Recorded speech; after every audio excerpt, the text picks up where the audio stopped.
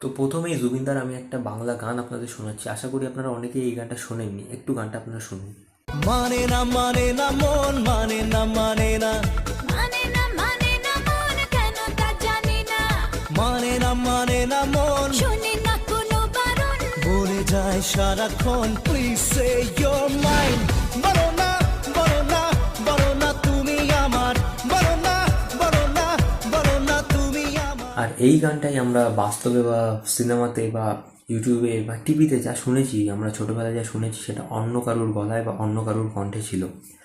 সেই গানটা আপনারা শুনে নিন। মানে না মন শুনি না কোনো বারণ, বলে যায় সারাক্ষণ প্লিজ সে ইউর মাইন্ড বলো না বলো না বলো না তুমি আমার বলো না বলো না বলো না তুমি আমার।